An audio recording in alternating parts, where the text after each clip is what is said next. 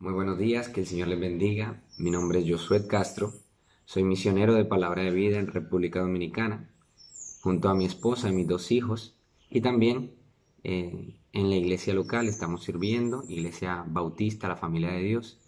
Es un tiempo maravilloso cuando podemos compartir la palabra de Dios y estamos agradecidos por esta hermosa oportunidad. Gracias a la Iglesia Bíblica Misionera en San Justo, en Santa Fe, y también gracias a nuestros hermanos allí por la oportunidad de compartir la palabra del Señor. En esta ocasión vamos a continuar estudiando la carta de Primera de Pedro y vamos a ir al capítulo 5. Vamos a ver algunos versículos allí y vamos a tener un estudio breve donde vamos a sacar cosas importantes que podemos aprender del texto, pero también que podemos aplicar a nuestra vida. Y me gustaría comenzar con una pequeña oración. Vamos a orar. Señor, queremos darte gracias por el privilegio que nos das de un día más poder estar delante de tu palabra. Te damos gracias porque no somos dignos de esta salvación tan grande que tú nos has dado, aquellos quienes somos tus hijos, Señor. Oramos para que tu palabra pueda hallar cabida en nuestros corazones y oramos, Señor, también por aquellos amigos que quizás escuchen este mensaje y que aún no te conozcan, Señor, que puedan conocer la gracia, esa verdadera gracia en la que nosotros estamos. Nos ponemos en tus manos y te pedimos que seas tú hablando a nuestros corazones. En el nombre de Cristo Jesús. Amén. Muy bien, y vamos entonces a leer algunos versículos. Me gustaría en esta oportunidad comenzar leyendo un versículo del mismo capítulo 5, donde el apóstol Pedro va a hacer como un resumen de la intención por la que él escribe esta carta. Y dice el versículo 12 de la siguiente manera. Acompáñenme por favor. Dice: por conducto de Silvano, a quien tengo por hermano fiel, os he escrito brevemente, amonestándoos y testificando que esta es la verdadera gracia de Dios en la cual estáis.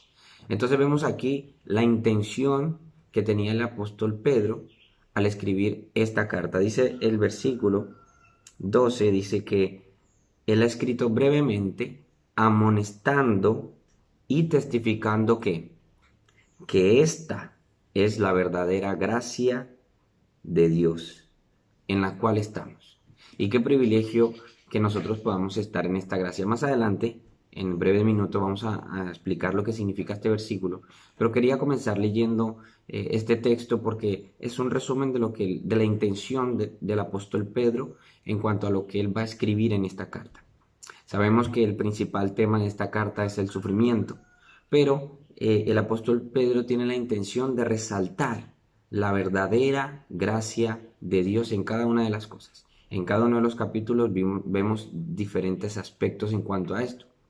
Y me gustaría que podamos entonces comenzar el estudio. Vamos a ver versículo por versículo, pero al mismo tiempo no nos vamos a detener en todos los detalles, sino que vamos a ir sacando las verdades más relevantes.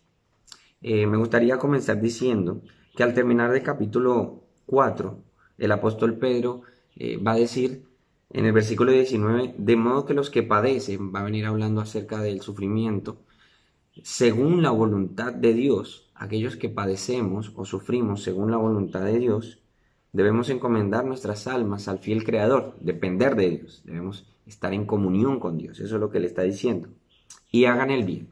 En los textos originales, al terminar este versículo que nosotros tenemos aquí en el capítulo 4, hay una palabra que enlaza lo que el capítulo 4 dice con el capítulo 5, y es la palabra griega oun, que significa por eso. Entonces pudiéramos leerlo de la siguiente manera: de modo que los que padecen según la voluntad de Dios, encomienden sus almas al fiel Creador y hagan el bien.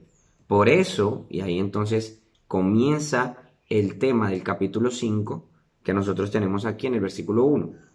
Por eso ruego a los ancianos que están entre vosotros, yo anciano también con ellos, y testigo de los padecimientos de Cristo, que soy también participante de la gloria que será revelada. Entonces el apóstol Pedro va a fijar su mirada, va a fijar su atención en un grupo de personas. En este caso son los ancianos, y va a empezar a hablar acerca de las responsabilidades que el liderazgo tiene dentro de la congregación. Este es un texto muy importante, un texto muy conocido también, pero que nos deja grandes enseñanzas en nuestra vida. Sabemos por las Escrituras que parte de nuestra vida cristiana es sufrir por Cristo. En 2 de Timoteo capítulo 2 versículo 3 recordemos lo que Pablo le dice a Timoteo cuando le escribe a su hijo en la fe. Le dice, sufre penalidades como buen soldado de Jesucristo. Y sabes, nosotros como creyentes estamos llamados a sufrir. Este inicio de la carta nos indica que hay una relación entre el sufrimiento y el liderazgo a los ancianos, el liderazgo de los ancianos, de los pastores, en este caso de los presbíteros. Entonces, vamos a ver lo que dice el apóstol Pedro y me gustaría que tengamos en mente una división de este capítulo. Vamos a dividirlo en tres partes, tres secciones diferentes, donde se enfoca en diferentes grupos de personas, donde vemos cómo el Señor obra también en nuestra vida al final de este capítulo.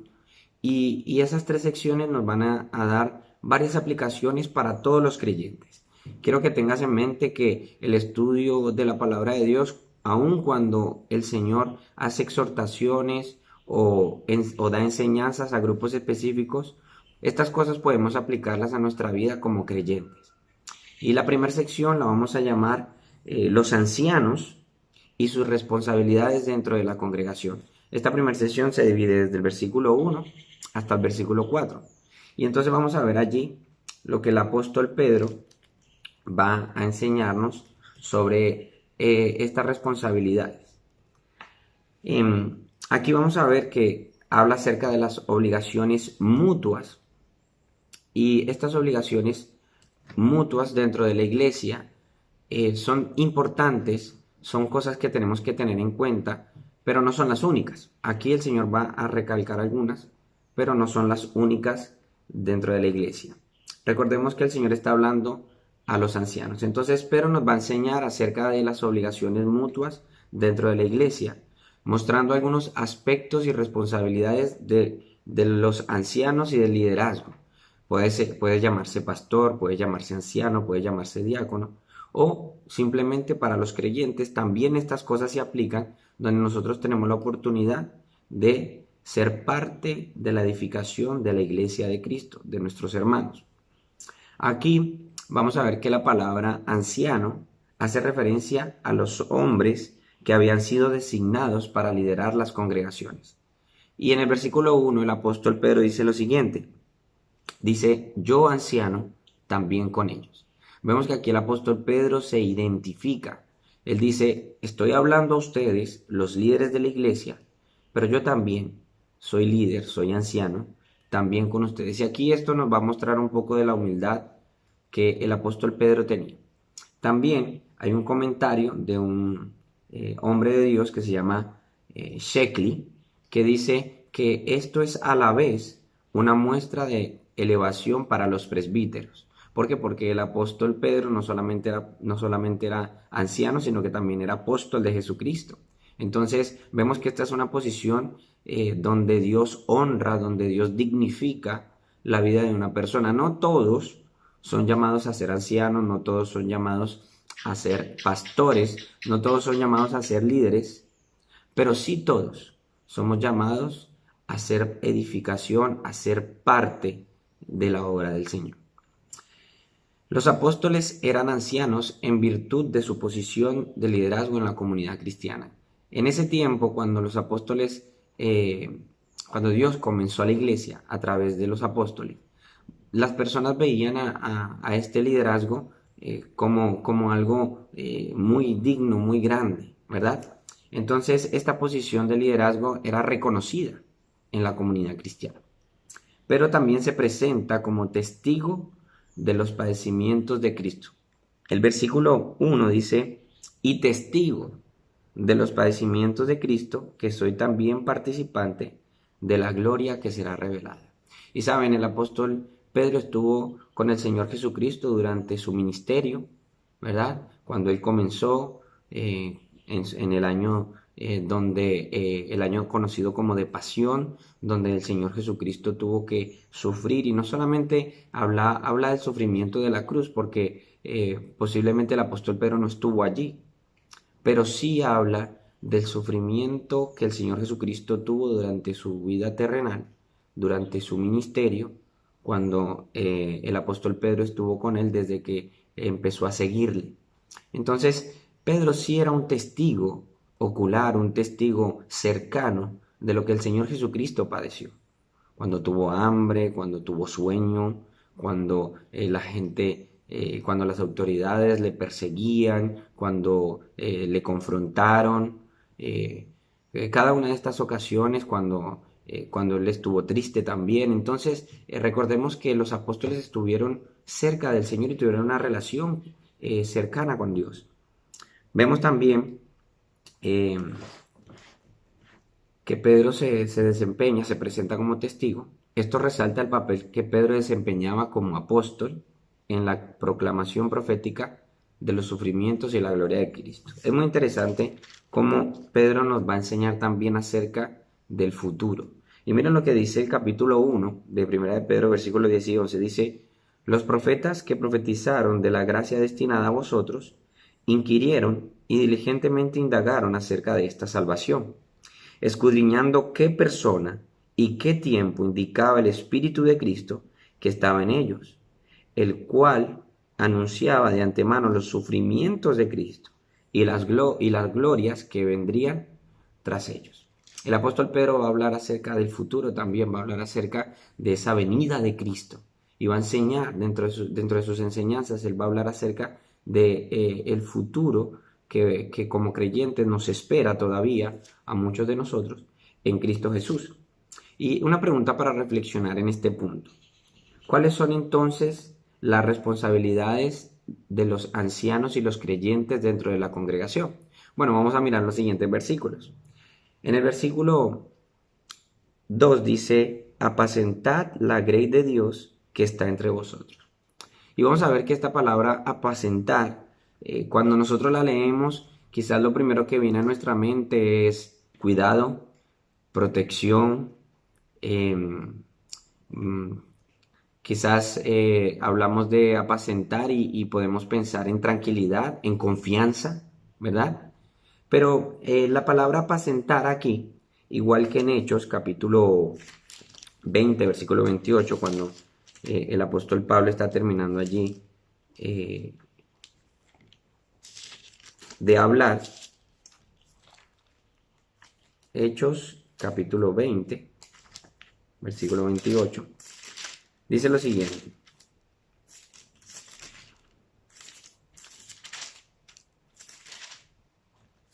por tanto, mirad por vosotros mismos y por todo el rebaño en que el Espíritu Santo os ha puesto por obispos para apacentar la iglesia del Señor, la cual él ganó por su propia sangre. Entonces vemos aquí la misma palabra apacentar, que esto significa literalmente cuidar de las ovejas. Esto implica alimentarlas, esto implica guiarlas, esto implica protegerlas, y es el mismo rol que tiene un líder, un anciano, un pastor en la iglesia local o a la iglesia de Cristo, que somos nosotros los creyentes. Alimenta, guía, protege, ¿verdad? Es la palabra griega episkopountes, que significa vigilar, proteger, cuidar de. Y también vemos que esta grey, como dice aquí el versículo 2, es del pastor. Claro que no, no es del pastor. ¿Qué dice la Biblia allí? Dice: apacentad la grey ¿de quién? De Dios. Y si hay algo que va a ayudar a enfocar el liderazgo de una iglesia, es recordar que la iglesia es de Cristo. Así como dice Hechos 20:28, el cual compró por su propia sangre. Jesucristo pagó un precio muy alto por la iglesia. Nosotros somos de Él. Por eso nosotros debemos entregar nuestras vidas al Señor, porque Él pagó un precio. Se sacrificó por nosotros, nos dio misericordia, nos dio gracia, porque no nos dio lo que merecíamos, pero nos da mucho de lo que no merecemos. Esta es la obra de Cristo hacia la iglesia. Nosotros somos salvos por su gracia, esa gracia de la cual habla Pedro aquí también. Entonces, vamos a ver que la grey es del Señor y no tenemos que olvidarnos de esto. Encontramos muchos problemas dentro de la iglesia cuando como líderes empezamos a creer que tenemos autoridad de dirigir la vida de los creyentes, de dirigir la iglesia a nuestra manera, de que si las cosas no se hacen como nosotros queremos, entonces están mal. Y no es así. Nosotros debemos recordar con humildad, nosotros debemos recordar con integridad en nuestro corazón y santidad que la iglesia es de Dios, que Él pagó un precio muy alto por la iglesia y que nosotros solamente somos instrumentos que el Señor utiliza para hacer un canal de bendición. Qué tremenda verdad podemos encontrar aquí. Pero vamos a continuar. Dice, la grey de Dios que está entre vosotros, cuidando de ella, ¿verdad? Lo que significa apacentar es cuidar. Entonces aquí el apóstol Pedro nos amplía, nos simplifica un poco el concepto, dice, cuidando de ella. Y entonces nosotros como ancianos o parte del liderazgo de la iglesia somos administradores, ¿verdad?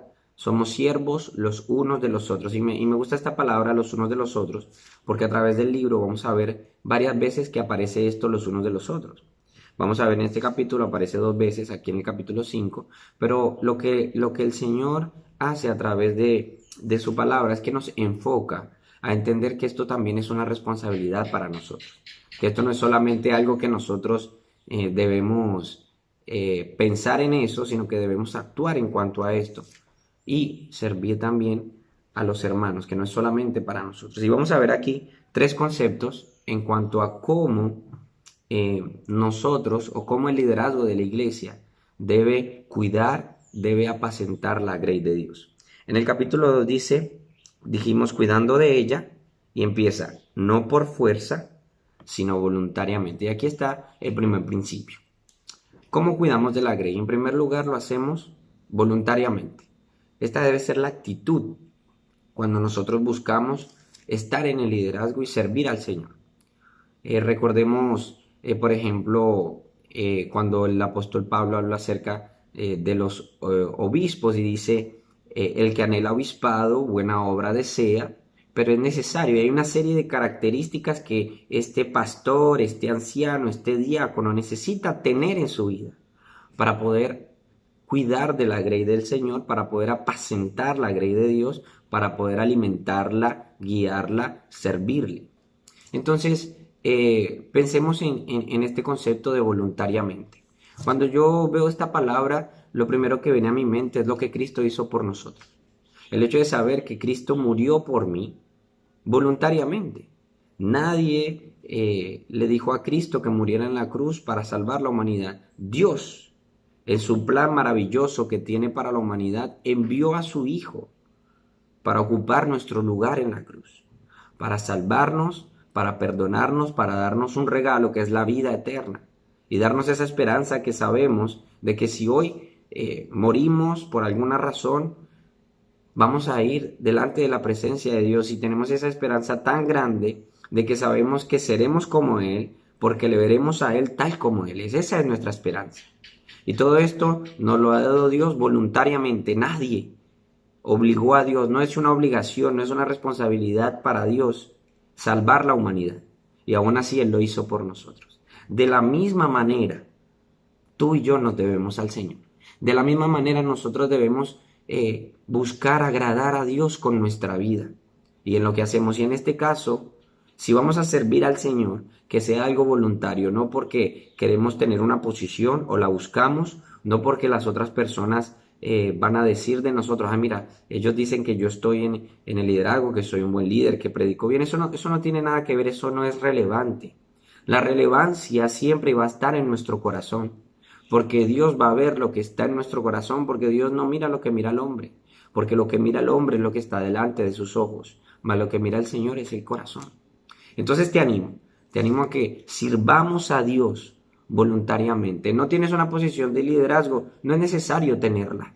Yo puedo servir a Dios aún desde el banco de la iglesia o desde la silla donde yo me siento cada domingo, diciéndole a un hermano que el Señor lo bendiga, en este tiempo no, pero quizás en un futuro cercano, dándole un abrazo, animándole con la palabra de Dios, exhortándole, ¿verdad? Con amor, como la palabra de Dios nos enseña. En segundo lugar, dice, no por fuerza, sino voluntariamente, no por ganancia deshonesta, sino con ánimo pronto. Y saben, cuando una persona sirve a Dios de corazón, perdón, no está buscando ganar algo que sea material, no está buscando ganar algo que lo lucre o un beneficio, sino que uno lo hace con ánimo pronto, debe hacerlo con ánimo pronto. Y me gusta este concepto, porque cuando servimos a las personas no debemos esperar a servirles cuando nosotros queramos, sino cuando haya la necesidad. Dice la palabra del Señor, si alguno ve a su hermano tener necesidad, no cierre contra él su corazón, sino vaya y actúe. Y esa es la actitud que el Señor quiere que nosotros tengamos. Debemos tener un ánimo pronto para servir a los hermanos. Cuando hay una necesidad, no pensar dos veces lo que hay en el bolsillo, sino empezar, darlo de corazón y saber que Dios nos va a recompensar. Es difícil, muchas veces lo es, pero esa es la manera en que nosotros vamos a agradar a Dios como líderes, como ancianos, ¿verdad? Y también como creyentes. Esto se aplica para todos nosotros, hacerlo con ánimo pronto.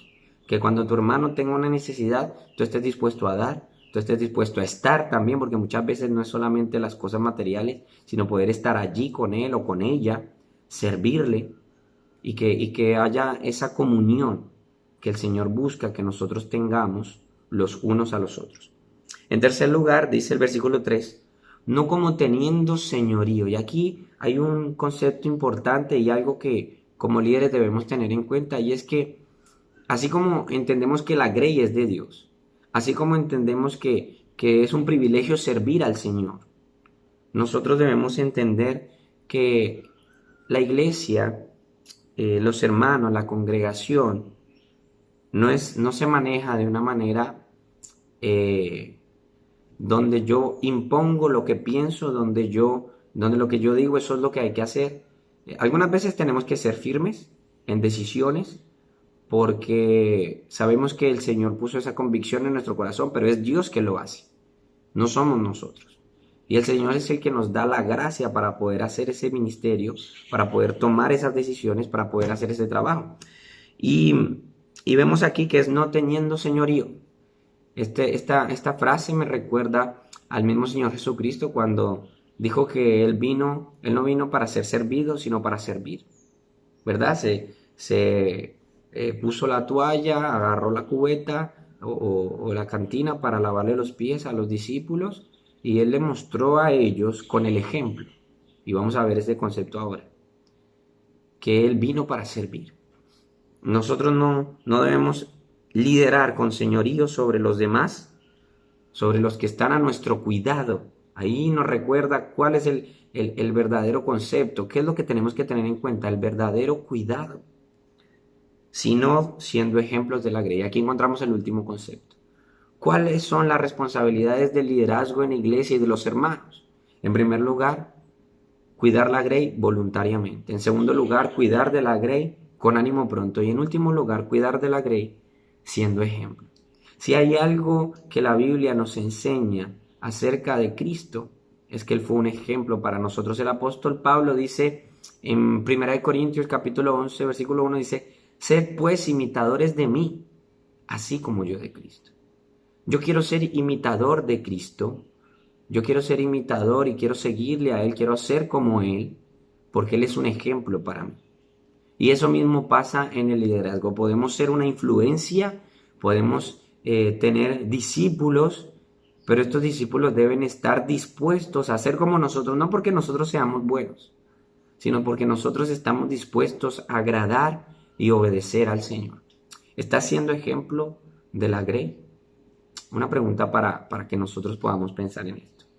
Otra pregunta para terminar esta primera sección es, ¿estás ocupado en obedecer la palabra del Señor? Con un propósito, para recibir tu galardón. Leamos el versículo 4. Dice aquí, y cuando aparezca el príncipe de los pastores, vosotros recibiréis la corona incorruptible de gloria.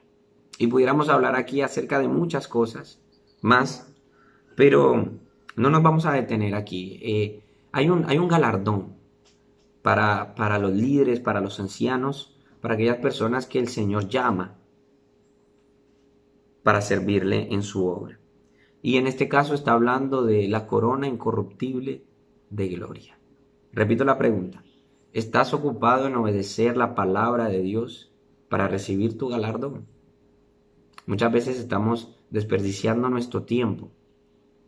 Y cuando llegue ese momento donde estemos delante de la presencia del Señor, donde seamos juzgados por lo que hicimos en nuestro cuerpo, sea bueno, sea malo, y estas coronas se empiecen a repartir, ¿será que tú y yo tendremos alguna para poner a los pies de Cristo? Yo espero que sí. Yo espero poder tener algunas para poner a los pies del Señor Jesucristo, quien es el merecedor de toda la gloria, como dice la palabra de Dios.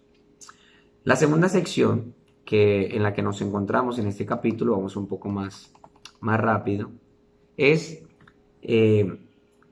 los creyentes y las actitudes para la madurez espiritual. Recordemos que comenzó el capítulo diciendo, pero ruego a los ancianos. Hay un enfoque. En el versículo 5 sucede lo mismo. Él va a terminar de hablar a los ancianos y dice, igualmente jóvenes, estad sujetos a los ancianos y todos. Entonces aquí este enfoque se abre para que todos escuchemos lo que Él está diciendo aquí, lo que Dios está diciendo aquí. Igualmente jóvenes, estad sujetos a los ancianos y todos sumisos los unos de los otros. Si tú quieres, subraya ahí en tu Biblia, sumisos los unos de los otros. Y vamos a ver cuáles son algunas de las actitudes fundamentales para la madurez espiritual que el apóstol Pedro nos deja aquí plasmadas en estos versículos. En el versículo 5, el apóstol Pedro se enfoca a otro grupo de personas, ya no son los ancianos, aquí él dirige sus palabras a los jóvenes y a todos, definiendo algunas actitudes fundamentales para la madurez espiritual. Y vamos a ver en primer lugar, la primera actitud es una actitud de sumisión.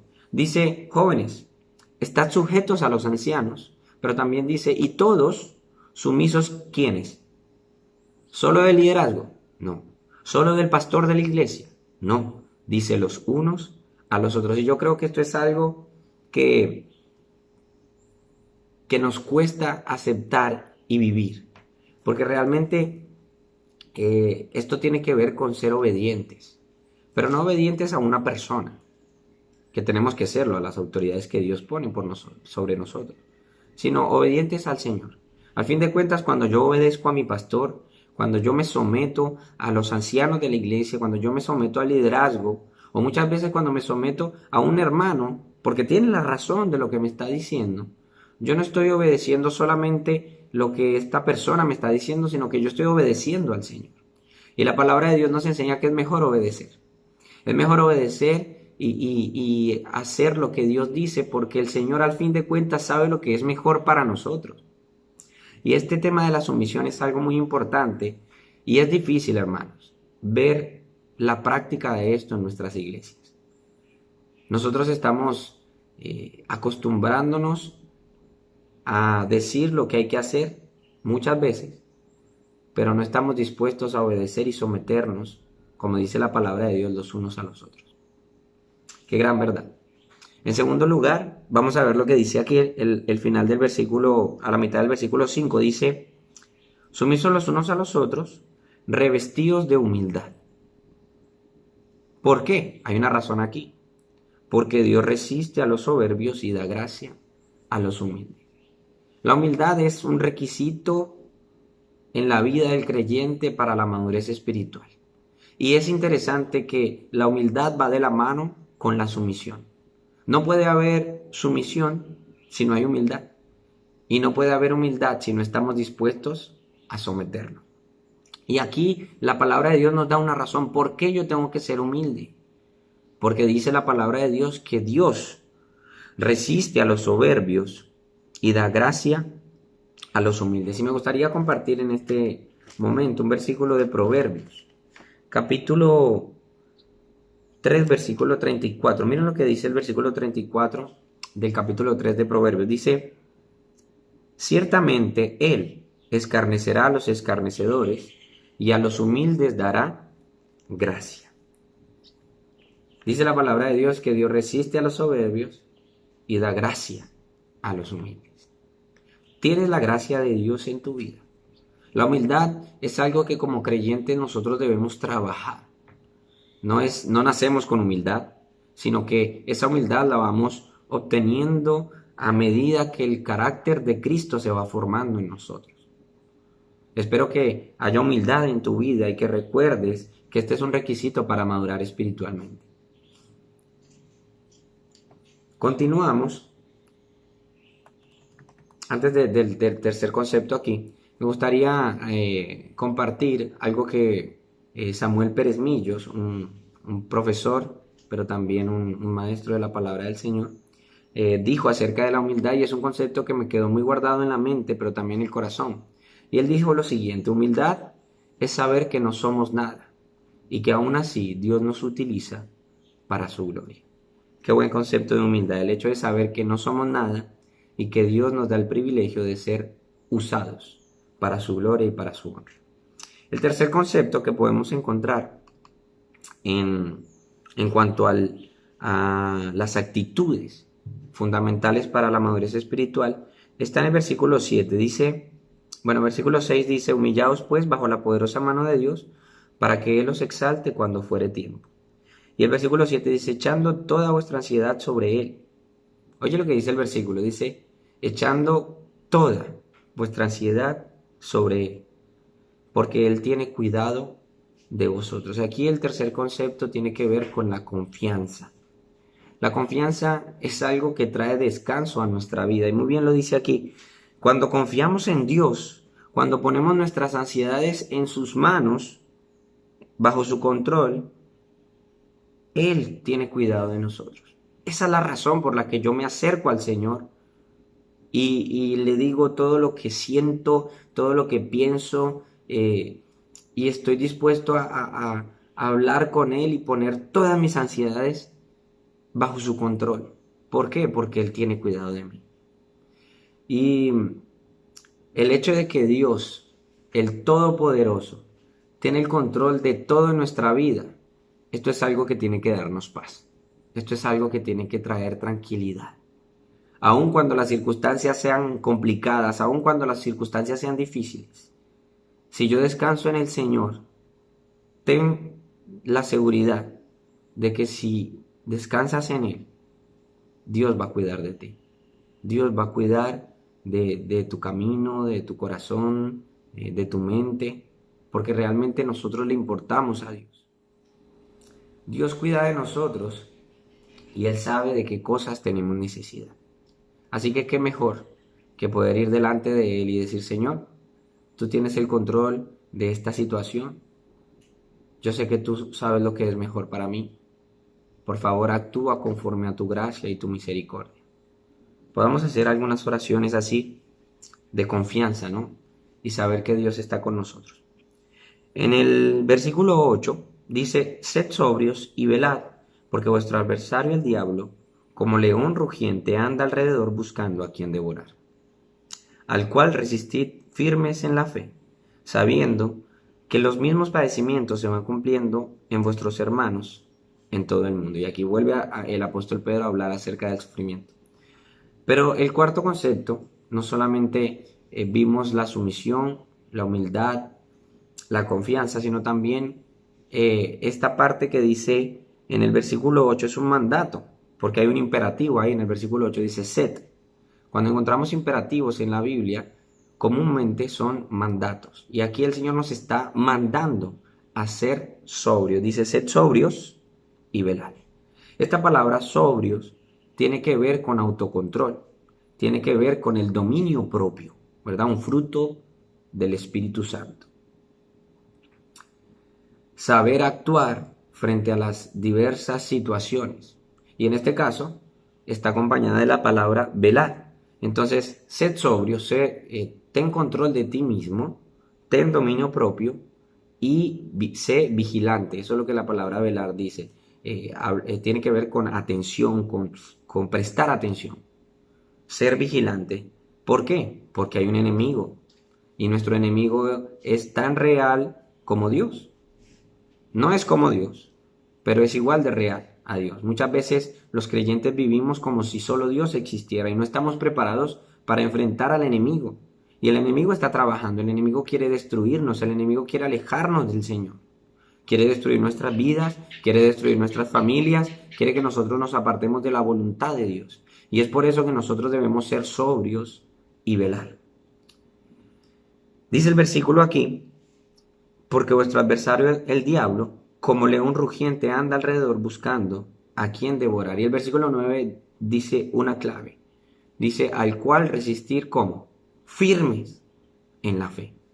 Que nosotros podamos estar firmes, podemos ser sobrios, podamos tener ese dominio propio en nuestra vida cuando se presenten adversidades, sabiendo que esas adversidades no solamente las vivimos nosotros, sino que, como dice el versículo 9, dice, sabiendo que los mismos padecimientos se van cumpliendo en vuestros hermanos en todo el mundo.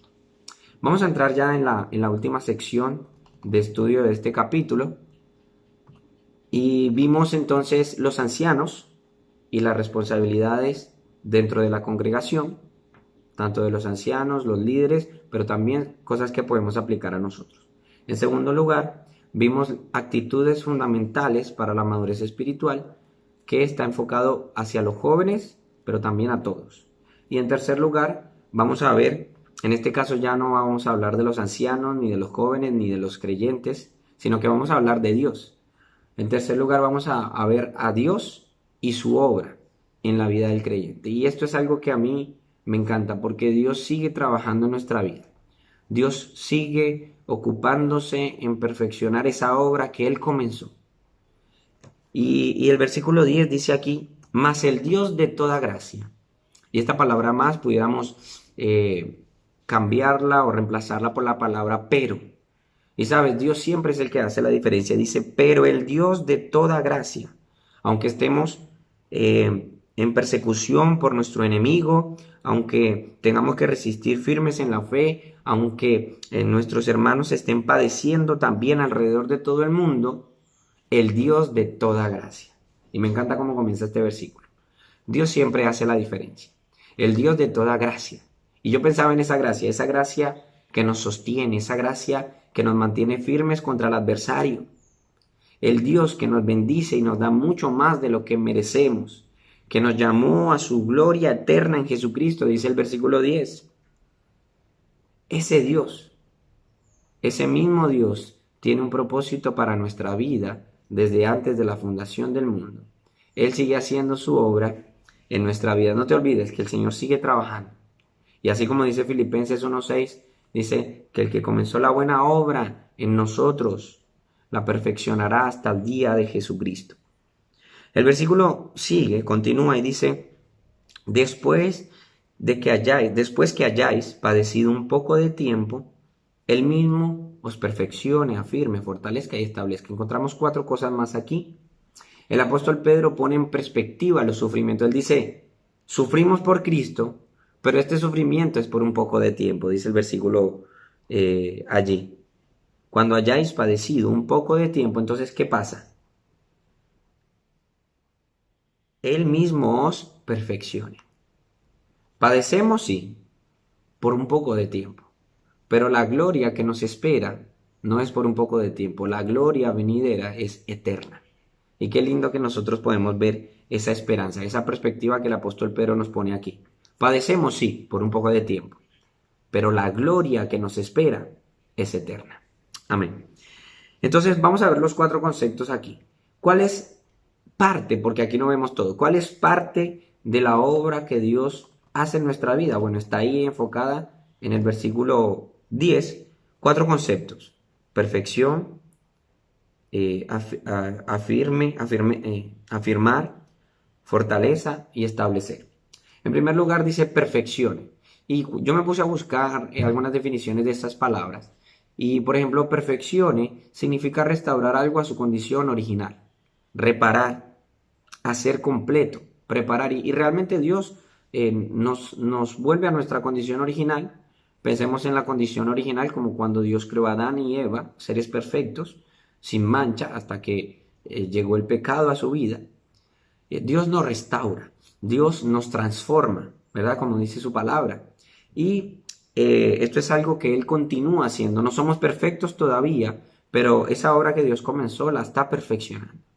El Señor ha restaurado nuestras vidas, el Señor nos hace completos y el Señor nos está preparando. Me gustó ese concepto, porque no solamente Él está haciendo algo en mi vida, sino que me está preparando para lo que ha de venir. En segundo lugar, dice afirme. Esta palabra lleva el sentido de establecer, hacer fuerte o estable. La fuente de la fortaleza de nosotros se encuentra en el Señor. Eso es lo que nos va a mantener firmes. El hecho de tener una comunión diaria, una comunión constante con el Señor.